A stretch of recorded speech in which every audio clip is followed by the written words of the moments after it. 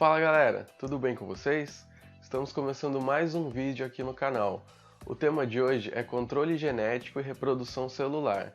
Para entender bem o vídeo de hoje, eu sugiro que você pause esse daqui um pouquinho, volta aqui nos nossos vídeos anteriores, porque eles vão ajudar bastante a entender a aula de hoje.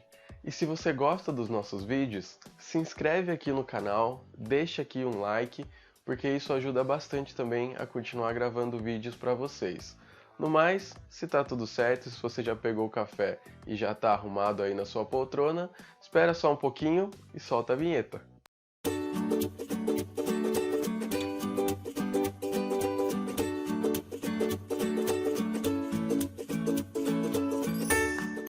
Como nós vimos no vídeo anterior, a síntese de proteínas é controlada pelos genes, assim como todas as funções químicas e físicas da célula. Nós temos cerca de 30.000 genes dentro de cada célula. E se todos esses 30.000 genes produzissem as 30.000 diferentes proteínas em cada célula, nós não teríamos nenhuma diferenciação. Todas as células produziam 30.000 proteínas e elas não teriam nenhuma função específica. Porém, a gente sabe que não é isso que acontece. A célula do coração ela é diferente da célula do rim. Cada um tem sua função. E isso funciona porque alguns genes são suprimidos em algumas células e têm uma expressão maior. Esse mecanismo se chama regulação da expressão gênica, e ele pode se dar através de uma regulação genética ou uma regulação enzimática. O ciclo de vida de uma célula, ele se inicia em uma mitose, ele tem o período de interfase e se encerra na próxima mitose da célula. Isso se a célula sofreu uma próxima mitose. Porque, por exemplo, a célula da medula óssea, ela tem um ciclo de vida de mais ou menos 10 horas. Porém, uma célula nervosa, o ciclo dela é a vida toda, ela não sofre mitose. A reprodução celular começa com a replicação, que ocorre lá no núcleo. Essa replicação, ela ocorre entre 5 e 10 horas antes da mitose de fato, antes da divisão celular. E esse processo de replicação termina de 1 a 2 horas antes da mitose, e então a mitose ocorre de forma abrupta. A replicação do DNA é muito semelhante à replicação que ocorre no RNA. Se você não viu como funciona a replicação do RNA, novamente, sugiro que volte no vídeo anterior, dá uma olhadinha lá, porque agora eu só vou listar as diferenças entre a replicação do DNA e do RNA. A primeira diferença é que na replicação do DNA, as duas fitas servem de molde para a formação de uma nova molécula, diferente do que acontecia para formar o RNA, onde apenas uma fita de DNA é que servia de molde. Aqui também, para formar o DNA, toda a fita de DNA ela é duplicada. Lá na molécula de RNA, apenas um pedacinho, aquele pedacinho que interessava para formar a proteína específica. Outra diferença é que para formar o RNA era usado a RNA polimerase, e aqui nada mais justo do que ser utilizado a DNA polimerase. A formação de uma nova molécula de DNA, ela ocorre simultaneamente em vários pontos ao longo da fita de DNA, e a nova fita que é formada, ela permanece com a fita molde, elas não se soltam mais diferente da formação do RNA. E também, como o DNA ele é muito longo e ele tem que ser replicado inteiro, algumas enzimas cortam o DNA, desenrolam para fazer a replicação e depois essas enzimas vão e colam o DNA no mesmo lugar. Como eu já mencionei nesse vídeo, após a replicação dentro do núcleo, a gente ainda tem um período entre 1 e 2 horas até ocorrer a mitose de fato, até a célula se dividir. Nesse período de 1 a 2 horas, ocorre um processo chamado leitura de prova, que vai se certificar de que a replicação do DNA foi correta. Se for encontrado algum nucleotídeo inapropriado, esse nucleotídeo ele é cortado do DNA novo e é inserido um novo nucleotídeo que for correspondente. Se esse mecanismo falhar e passar um nucleotídeo inapropriado, ocorre a mutação. Essa mutação leva a um mau funcionamento da célula, a formação de uma proteína anormal, e isso pode gerar até a morte celular. As hélices de DNA no núcleo são empacotadas nos cromossomos. A célula humana contém 46 cromossomos divididos em 23 pares. Aqui nessa figura nós podemos observar as histonas. As estonas, elas funcionam como se fosse um carretel e o DNA fosse a linha. O DNA passa por aqui, ele se enrola nas estonas e essa parte aqui do DNA, onde ele está enrolado na estona, ela não é ativa. Ela não produz a proteína, ela não serve de molde para a formação do RNA. Então, uma célula que nunca produzirá uma proteína X é porque o molde do DNA que produziria essa proteína X está aqui aderido a essa estona, e ele permanece assim durante todo o ciclo de vida da célula. Aqui nós temos um esquema representando a mitose, que é quando a célula se divide e forma as outras novas duas células. O primeiro estágio da mitose é chamado de prófase, e ele está mostrado aqui nas figuras A, B e C.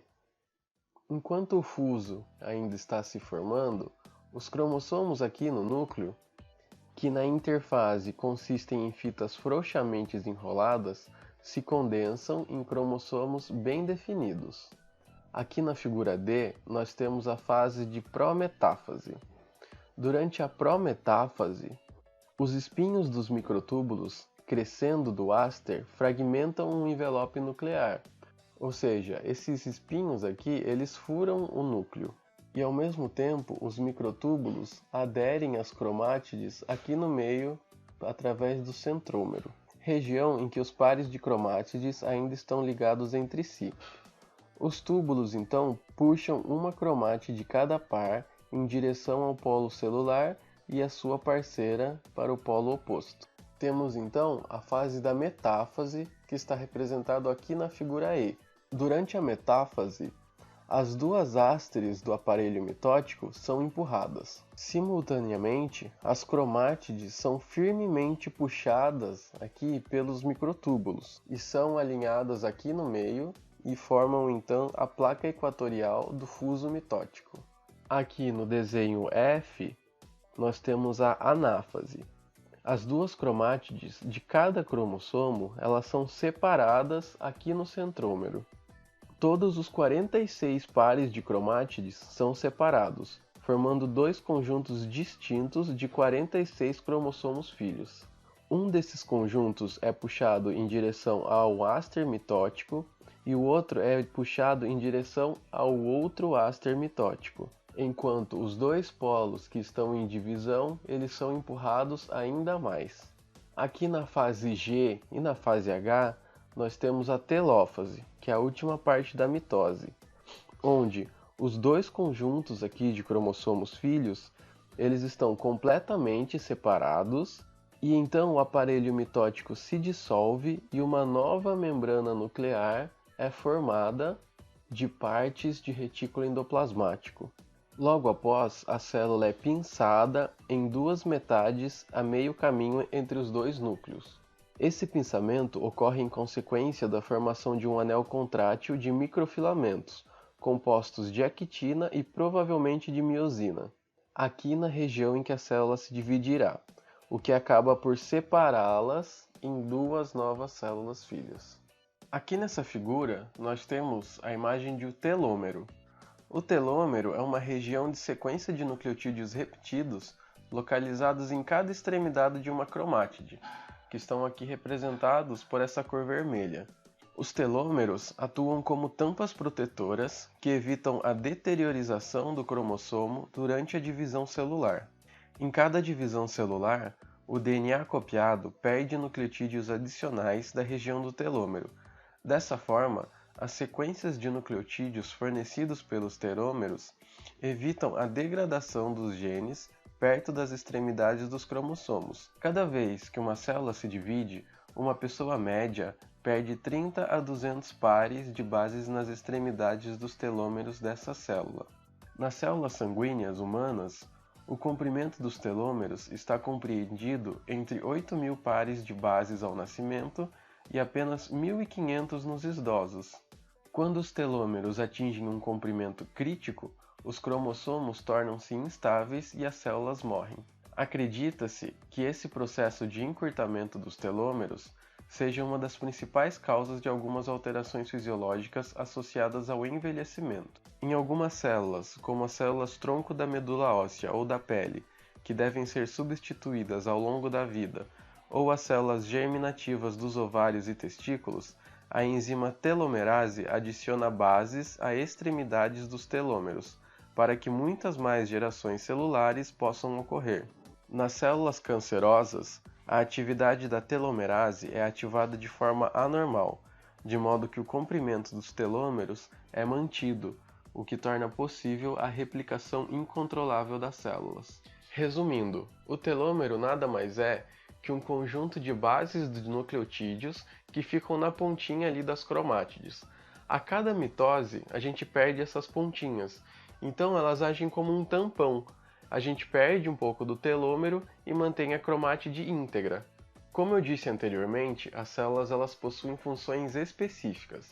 Cientistas realizaram um teste com um sapo, onde eles retiraram o núcleo da célula do epitélio intestinal do sapo e inseriram esse núcleo dentro de um óvulo. A partir desse óvulo, surgiu um sapo completamente normal, ou seja, todos os genes que precisaria para criar o sapo, eles estavam presentes na célula do epitélio intestinal, porém eles estavam suprimidos, e em condições específicas, esses genes eles podem ser ativados. Eu já falei das histonas, que é onde o DNA fica enrolado e naquele segmento não produz um molde para o RNA, e a célula também ela possui algumas proteínas reguladoras, que impedem a produção de outras proteínas. Como eu disse, nós temos 30.000 genes dentro de cada célula, e as células elas produzem de 8 a 10.000 proteínas, ou seja, tem até 20 a 22.000 genes que estão suprimidos dentro de cada célula.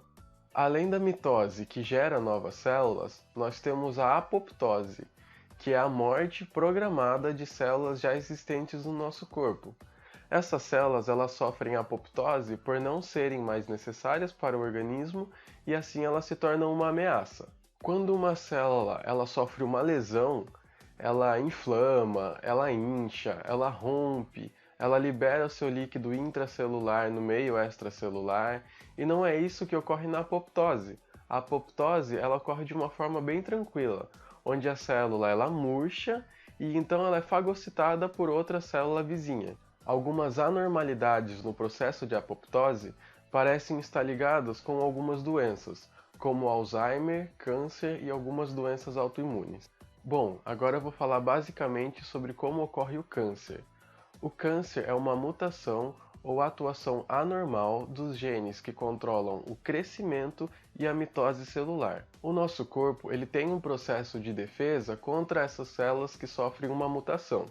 O primeiro é aquele que eu já falei, que é a prova de leitura, que quando ocorre a replicação do DNA, a célula ela passa por um check-up para ver todos os nucleotídeos que estão no DNA para ver se eles estão numa forma correta. Quando eles não estão no lugar correto, os nucleotídeos eles são trocados. Se nessa prova de função a mutação ainda passar, essa célula mutada ela tem uma sobrevida muito pequena dentro do organismo. Ela morre logo. E se ela não morrer, a célula ainda possui o processo de feedback negativo, onde a célula ela pode produzir proteínas anormais, porém as próprias proteínas das células inibem essas proteínas anormais. Além dessas proteínas anormais serem identificadas pelo sistema autoimune e essas células anômalas, elas então são destruídas. Alguns fatores podem aumentar a chance do desenvolvimento de células cancerosas, como por exemplo, radiação ionizante, substâncias químicas, como a fumaça do cigarro, e também a hereditariedade. As células tumorais, elas apresentam algumas características diferentes das células normais. Primeiro, elas não respeitam o espaço, elas não têm um limite definido. Elas continuam crescendo e ocupando novos espaços. Elas também se soltam com mais facilidade, e por isso elas caem na corrente sanguínea e podem migrar para outra parte do corpo. E elas também têm um fator angiogênico muito forte, ou seja, onde elas aderem, elas criam novos vasos, que acabam nutrindo mais aquelas células cancerosas e por isso elas se desenvolvem ainda mais. E se essa célula mutada, ela passa pela prova de leitura, ela consegue ter uma sobrevida maior no organismo, ela não é destruída pelo sistema autoimune e não é controlada pelo feedback negativo, ela então vira uma célula cancerosa e se desenvolve dentro do organismo. E por que o câncer mata? Essas células cancerosas, elas exigem muito nutrientes do corpo, ou seja, com o desenvolvimento dessas células, elas vão utilizando muitos nutrientes que seriam necessários para as outras células do corpo, e as outras células do corpo acabam morrendo por desnutrição. Bom, pessoal, por hoje é só. Eu recomendo muito que vocês leiam esse capítulo no livro do Guyton, que é um capítulo muito bom. Aqui no vídeo só deu para passar por cima sobre os assuntos, não dá para aprofundar muito, que senão o vídeo fica muito longo, muito denso. Aqui é mais para a gente ter uma noção desse capítulo, então eu recomendo que vocês peguem um livro e deem uma lida porque está muito interessante, essa parte é muito legal. E se você gostou no vídeo, não se esquece de se inscrever aqui no canal e deixar o seu like. E eu te espero no próximo vídeo. Até mais!